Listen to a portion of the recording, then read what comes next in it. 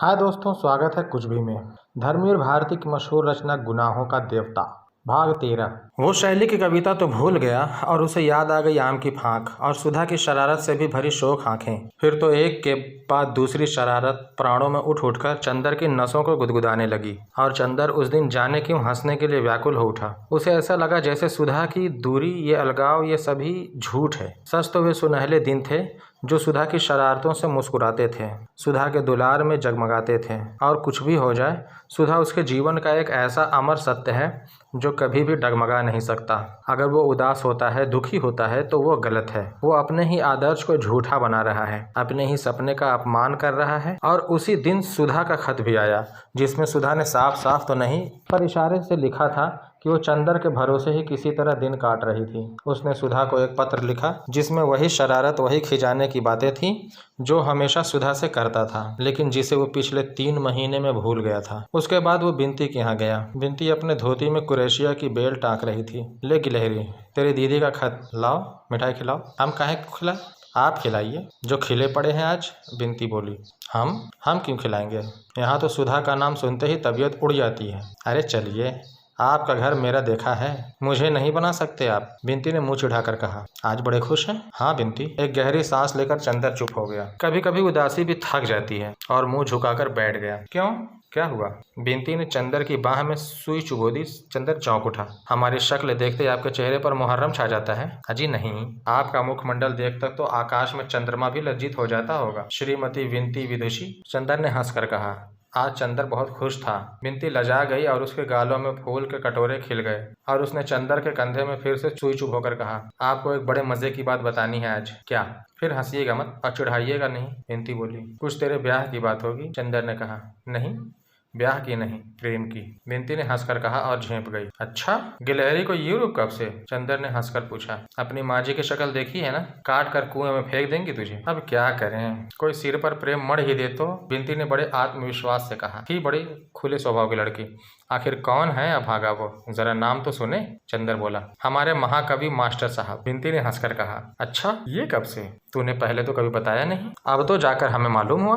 पहले सोचा दीदी को लिख दें, फिर कहा वहां जाने किसके हाथ में चिट्ठी पड़े तो सोचा तुम्हें बता दें। हुआ क्या आखिर? चंदर ने पूछा। बात यह हुई कि पहले तो हम दीदी के साथ पढ़ते थे, तब तो मास्टर साहब कुछ नहीं बोलते थे। इधर जब से हम अकेले पढ़ने लगे, तब से कविता समझाने के बहाने दुनिया भर की बातें करते रहे। एक बार स्कंदगुप्त पढ़ाते पढ़ाते बड़ी ठंडी सांस लेकर बोले, काश कि आप भी देवसेना बन सकती। बड़ा गुस्सा आया मुझे। मन में आया कह दूं कि मैं देवसेना बन जाती, लेकिन आप अपना कवि सम्मेलन का पेशा छोड़कर स्कंदगुप्त कैसे बन पाएंगे? लेकिन फिर मैंने कुछ नहीं कहा। दीदी से सब बात कह दी। दीदी तो है ही लापरवाह, कुछ कहा ही नहीं उन्होंने। और मास्टर साहब वैसे अच्छे हैं, पढ़ाते भी अच्छा है, लेकिन ये फितूर जाने कैसे उनके दिमाग में चढ़ गया। बिनती बड़े सहज स्वभाव से बोली। लेकिन इधर क्या हुआ? चंदर ने पूछा।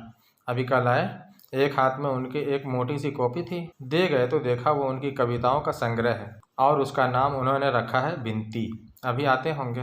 क्या करें, कुछ समझ में नहीं आता। अभी तक दीदी के भरोसे हमने सब छोड़ दिया था, वो पता नहीं कब आएंगी। अच्छा लाओ, वो संग्रह हमें दे दो। चंदर ने कहा। और बिसरिया से कह देना वो चंदर के हाथ पड़ गया। फिर कल सुबह तुम्हें मजा दिखलाएंगे। लेकिन हाँ, ये पहले बता दो कि तुम्हारा तो कोई झुकाव नहीं है उधर, वरना बाद में हमें कोसना। चंदर ने छेड़ते हुए कहा। अरे हाँ, मुसलमान भी हो तो बहना किस संग? कवियों से प्यार लगाकर कौन बवलत पाले? बिनती ने झेपते हुए कहा। दूसरे दिन सुबह पहुंचा तो बिसरिया साहब पढ़ा रहे थे। बिसरिया के शक्ल पर कुछ मायूसी, कुछ परेशानी, कुछ चिंता थी। उसको बिनती ने बता दिया कि संग्रह चंदर के पास पहुंच गया है। चंदर को देखते ही वो बोला, अरे कपूर, क्या हाल है? और उसके बाद अपने को निर्दोष बताने के लिए फौरन बोला, कहो, हमारा संग्रह देखा है? हाँ देखा है। जरा आप इन्हें पढ़ा लीजिए, आपसे कुछ जरूरी बातें करनी है। चंदर ने कठोर स्वर में कहा कि बिसरिया के दिल की धड़कनें डूबने से लगी। वो कांपते हुए आवाज में बहुत मुश्किल से अपने को संभालते हुए बोला, कैसी बातें कपूर? तुम कुछ गलत समझ रहे हो। कपूर एक उपेक्षा की हंसी हंसा और चला गया। डॉक्टर साहब पूजा करके उठे थे। दोनों में बातें होती रहीं। उनसे मालूम हुआ कि अगले महीने में संभवतः चंदर की नियुक्ति हो जाएगी, और 3 दिन बाद डॉक्टर साहब खुद सुधा को लाने के लिए शाहजहांपुर जाएंगे।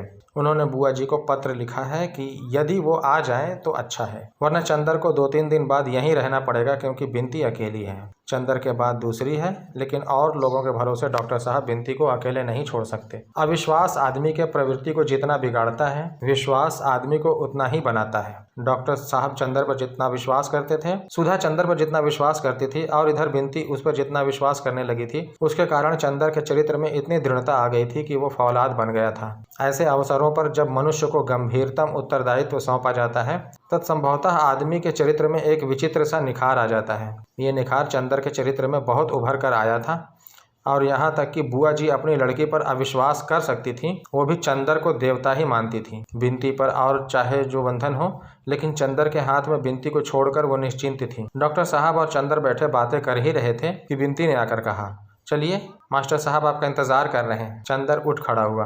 रास्ते में बिनती बोली, हमसे बहुत नाराज हैं। कहते हैं तुम्हें हम ऐसा नहीं समझते थे। चंदर कुछ नहीं बोला, जाकर बिसरिया के सामने कुर्सी पर बैठ गया। तुम जाओ बिनती। बिनती चली गई तो चंदर ने कहा बहुत गंभीर स्वरों में, बिसरिया साहब आपका संग्रह देखकर बहुत खुशी हुई, लेकिन मन में सिर्फ एक शंका है, ये बिनती नाम के क्या मायने हैं। बिसरिया ने अपने गले की टाई ठीक की। वो गर्मी में भी टाई लगाता था और दिन में नाइट कैप पहनता था। टाई ठीक कर खखार कर बोला, मैं भी यही समझता था कि आपको ये गलतफहमी होगी, लेकिन वास्तविक बात यह है कि मुझे मध्यकाल की कविता बहुत पसंद है और ख़ास तौर पर उनमें बिनती शब्द बड़ा मधुर है। मैंने संग्रह तो बहुत पहले तैयार किया था। मुझे बड़ा ताज्जुब हुआ कि जब मैं बिनती से मिला। मैंने उनसे कहा कि यह संग्रह भी बिनती नाम का है। फिर मैंने उन्हें लाकर दिखला दिया। चंदर मुस्कुराया और मन ही मन कहा, है बिसरिया बड़े चालाक, लेकिन खैर मैं हार नहीं मान सकता। और बहुत गंभीर होकर बैठ गया। तो यह संग्रह इस लड़की के नाम पर नहीं है? बिल्कुल नहीं। और बिनती के लिए आपके मन में कोई आकर्षण नहीं? बिल्कुल नहीं। छी, आप मुझे क्या समझते हैं? बिसरिया बोला।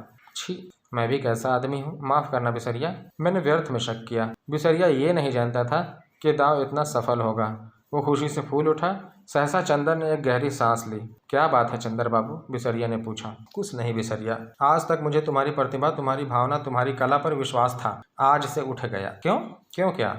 अगर बिनती जैसी लड़की के साथ रहकर भी तुम उसके आंतरिक सौंदर्य से अपने कला को अभिसिंचित न कर सके, तो तुम्हारे मन में कलात्मकता है, ये मैं विश्वास नहीं कर पाता। तुम जानते हो मैं पुराने विचारों का संकीर्ण बड़ा बुजुर्ग तो हूँ नहीं, मैं भी भावनाओं को समझता हूँ। मैं सौंदर्य, पूजा या प्यार को पाप नहीं समझता। और मुझे तो बहुत खुशी होती ये जानकर कि तुम ये कविताएं बिनती पर लिखी हैं, उसकी प्रेरणा से लिखी हैं। ये मत समझना कि मुझे इसे जरा भी बुरा लगता। ये तो कला का सत्य है। पाश्चात्य देशों में तो लोग हर कवि को प्रेरणा देने वाली लड़कियों की खोज में वर्षों बिता देते हैं। उसकी कविता से ज्यादा महत्व उसकी कविता के पीछे रहने वाले व्यक्तित्व को देते हैं। हिंदुस्तान में पता नहीं क्यों हम नारी को इतना महत्वहीन समझते हैं, या डरते हैं, या हम में इतना नैतिक साहस नहीं है। तुम्हारा स्वभाव, तुम्हारी प्रतिभा किसी हालत में मुझे विदेश के किसी कवि से कम नहीं लगती। मैंने सोचा था जब तुम अपनी कविताओं की प्रेरणात्मक व्यक्तित्व का नाम घोषित करोगे तो सारी दुनिया बिनती को और हमारे परिवार को जान जाएगी, लेकिन खैर मैंने गलत समझा ना कि बिनती तुम्हारी प्रेरणा बिंदु थी। और चंदर चुपचाप गंभीरता से बिसरिया के संग्रह के पृष्ठ उलटने लगा। बिसरिया के मन में कितनी उथल पुथल मची हुई थी। चंदर का मन इतना विशाल है ये उसे कभी नहीं मालूम था। यहाँ तो कुछ छुपाने की जरूरत ही नहीं। और जब चंदर इतनी स्पष्ट बातें कर रहा है तो बिसरिया क्यों छुपाए? कपूर, मैं तुमसे कुछ छिपाऊंगा नहीं। मैं कह नहीं सकता कि बिनती जी मेरे लिए क्या है। शेक्सपियर की मिरांडा, प्रसाद की देवसेना, दाते की बेत्रिस, कीट्स की फैनी और सूर की राधा से बढ़कर माधुर्य अगर मुझे कहीं मिला है तो बिनती में। इतना डूब गया मैं बिनती में कि एक कविता भी नहीं लिख पाया।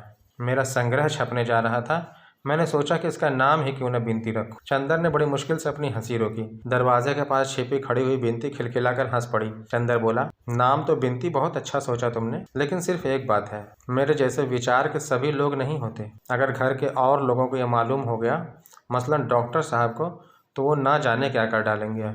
इन लोगों को कविता और उसके प्रेरणा का महत्व ही नहीं मालूम। उस हालत में अगर तुम्हारी बहुत बेइज्जती हुई तो ना हम कुछ बोल पाएंगे न बिनती। डॉक्टर साहब पुलिस को सौंप दें, यह अच्छा नहीं लगता। वैसे मेरी राय है कि तुम बिनती ही नाम रखो, बड़ा नया नाम है। लेकिन ये समझ लो कि डॉक्टर साहब बहुत सख्त है इस मामले में। बिसरिया की समझ में नहीं आता था कि वो क्या करे। थोड़ी देर तक सिर खुजलाता रहा, फिर बोला, क्या राय है कपूर तुम्हारी? अगर मैं कोई दूसरा नाम रख दूं तो कैसा रहेगा? बहुत अच्छा रहेगा और सुरक्षित रहेगा। अभी अगर तुम बदनाम हो गए, तुम्हारी उन्नति के सभी मार्ग बंद हो जाएंगे। आदमी प्रेम करे मगर जरा सोच समझ कर। तुम इस पक्ष में हो, भावना को कोई नहीं समझता इस दुनिया में, कोई नहीं समझता। हम कलाकारों की कितनी मुसीबत है। एक गहरी सांस लेकर बिसरिया बोला, लेकिन खैर, अच्छा तो कपूर, क्या राय है तुम्हारी? मैं क्या नाम रखूं इसका? चंदर गंभीरता से सिर झुकाए थोड़ी देर तक सोचता रहा, फिर बोला, तुम्हारी कविताओं में बहुत रस है। कैसा रहेगा अगर तुम इसका नाम गरुड़िया रखो? क्या? बिसरिया ताज्जुब से बोला। हाँ हाँ, गरेड़िया। मेरा मतलब है गन्ने की गरेड़िया।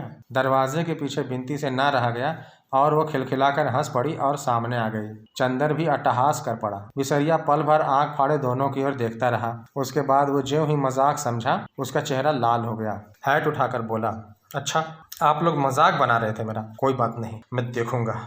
मिस्टर कपूर, आप अपने आप को क्या समझते? वो चल दिया। अरे सुनो बिसरिया, चंदर ने पुकारा। वो हंसी नहीं रोक पा रहा था। बिसरिया मुड़कर बोला, कल से मैं पढ़ाने नहीं आ सकता। मैं आपकी शक्ल भी नहीं देखना चाहता, उसने बिनती से कहा। तो मुंह फेर कर पढ़ा दीजिएगा, चंदर बोला। बिनती फिर हंस पड़ी। बिसरिया ने मुड़कर बड़े गुस्से से देखा और पैर पटकते हुए चला गया। बेचारे कवि, कलाकार आज की दुनिया में प्यार भी नहीं कर पाते, चंदर ने कहा, और दोनों की हंसी बहुत देर तक गूंजती रही। अगस्त की उदास शाम थी। पानी रिमझिमा रहा था और डॉक्टर शुक्ला के सूने बंगले में बरामदे में कुर्सी डाले, लॉन पर छोटे छोटे गड्ढों में पंख धोती और कुलेले करती हुई गौरैयों की तरह अपलक देखता हुआ चंदर जाने किन ख्यालों में डूबा हुआ था। डॉक्टर साहब सुधा को लिवाने के लिए शाहजहांपुर गए थे। बिनती भी जिद करके उनके साथ गई थी। वहां से ये लोग दिल्ली घूमने चले गए थे, लेकिन आज 15 रोज हो गए, उन लोगों का कोई भी खत नहीं आया था। डॉक्टर साहब ने ब्यूरो को महज एक अर्जी भेज दी थी। चंदर को डॉक्टर साहब के जाने से पहले ही कॉलेज में जगह मिल गई थी और उसने क्लास लेने शुरू कर दिए थे। वो अब इसी बंगले में आ गया था। सुबह तो क्लास के पाठ की तैयारी करने और नोट्स बनाने में कट जाती थी, दोपहर कॉलेज में कट जाती थी, लेकिन शामें बड़ी उदास गुजरती थी। और फिर 15 दिन से सुधा का कोई भी खत नहीं आया। वो उदास बैठा सोच रहा था, लेकिन यह उदासी थी, दुख नहीं था। और वो भी उदासी एक देवता की उदासी, जो दुख भरी न होकर सुंदर और सुकुमार अधिक होती है। एक बात जरूर थी, जब कभी वो उदास होता था तो न जाने क्यों वो ये सोचने लगता था कि उसके जीवन में जो कुछ हो गया है उस पर उसे गर्व करना चाहिए, जैसे वो अपनी उदासी को अपने गर्व से मिटाने का प्रयास करता था। लेकिन इस वक्त एक बात रह रहकर उभर आती थी उसके मन में, सुधा ने खत क्यों नहीं लिखा? पानी बिल्कुल बंद हो गया था। पश्चिम के दो एक बादल खुल गए थे और पके जामुन के रंग के एक बहुत बड़े बादल के पीछे से डूबते सूरज की उदास किरणें झांक रही थी। इधर की ओर एक इंद्रधनुष खिल उठा था, जो मोटर गैरेज के छत से उठकर दूर पर यूग्लिप्टिक की लंबी शाखा में उलझ गया था। इतने में छाता लगाए पोस्टमैन आया। उसने पोर्टिको में अपने जूते में लगे कीचड़ झाड़ी, पैर पटके और किरमिच के झोले से खत निकाले और सीढ़ी पर फैला दिए। उनमें से ढूंढकर 3 लिफाफे निकाले और चंदर को दे दिए। चंदर ने लपक कर लिफाफे ले लिए। पहला लिफाफा बुआ का था, बिनती के नाम। दूसरा था ओरिएंटल इंश्योरेंस का लिफाफा, डॉक्टर साहब के नाम। और तीसरा एक सुंदर सा नीला लिफाफा, ये सुधा का होगा। पोस्टमैन जा चुका था। उसने इतने प्यार से लिफाफे को चूमा जितने प्यार से डूबता हुआ सूरज नीली घटाओं को चूम रहा था। पगली कहीं के, परेशान कर डालती है। यहाँ थी तो वही आदत, वहाँ है तो वही आदत, चंदर ने मन में कहा और लिफाफा खोल डाला। लिफाफा पम्मी का था, मसूरी से आया। उसने झल्ला कर लिफाफा फेंक दिया। सुधा कितनी लापरवाह है, वो जानती है कि चंदर को यहाँ कैसा लग रहा होगा। बिनती ने बता दिया होगा, फिर भी वही लापरवाही। मारे गुस्से के थोड़ी देर बाद उसने पम्मी का खत पढ़ा। छोटा सा खत था। पम्मी अभी मसूरी में ही है, अक्टूबर तक आएगी। लगभग सभी यात्री जा चुके हैं, लेकिन उसे पहाड़ों की बरसात बहुत अच्छी लग रही है। बर्टी इलाहाबाद चला गया है। उसके साथ वहाँ से एक पहाड़ी ईसाई लड़की भी गई है। बर्टी कहता है कि वो उसके साथ शादी करेगा।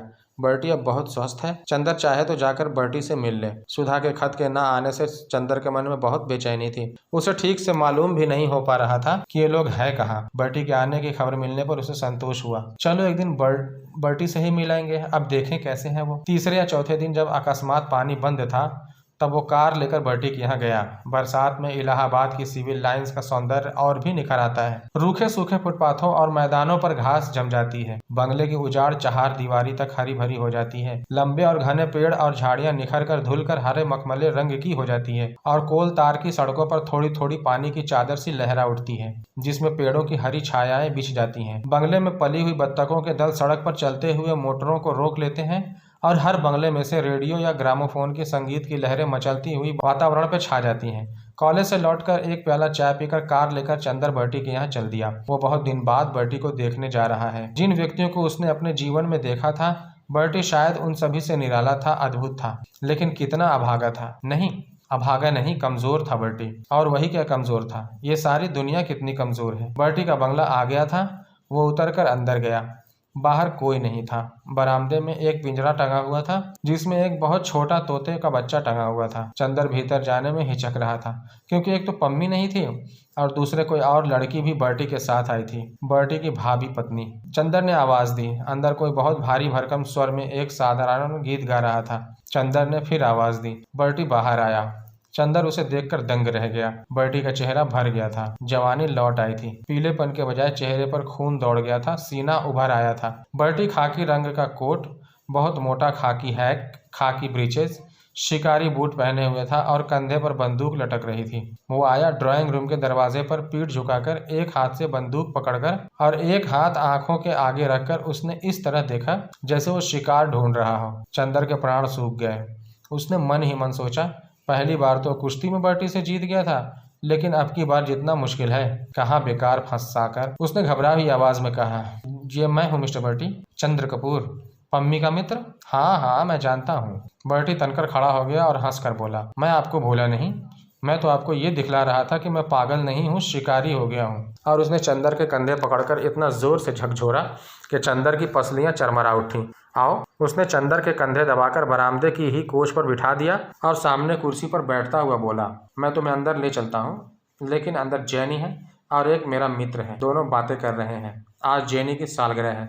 तुम जेनी को जानते हो ना? वो तराई के कस्बे में रहती थी। मुझे मिल गई। बहुत खराब औरत है। मैं तंदुरुस्त हो गया हूँ ना, बहुत। मुझे ताज्जुब है कि तंदुरुस्ती के लिए तुमने क्या किया 3 महीने तक। नफरत मिस्टर कपूर, औरतों से नफरत। उससे ज्यादा अच्छा टॉनिक तंदुरुस्ती के लिए कोई भी नहीं है। लेकिन तुम तो शादी करने जा रहे हो, लड़की ले आए हो वहां से। अकेली लड़की नहीं मिस्टर, मैं वहां से 2 चीज लाया हूँ। एक तो ये तोते का बच्चा और एक जैनी, वो लड़की। तोते को मैं बहुत प्यार करता हूँ। ये बड़ा हो जाएगा, बोलने लगेगा तो मैं इसे गोली मार दूंगा। और लड़की से मैं बहुत नफरत करता हूँ, इसे शादी कर लूंगा।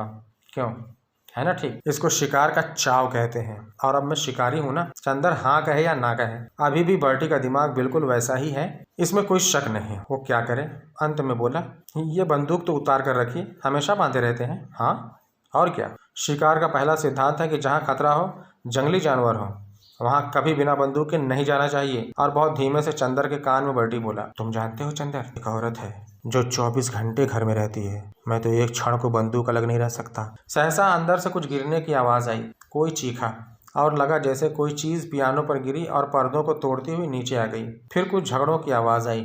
चंदर चौंक उठा।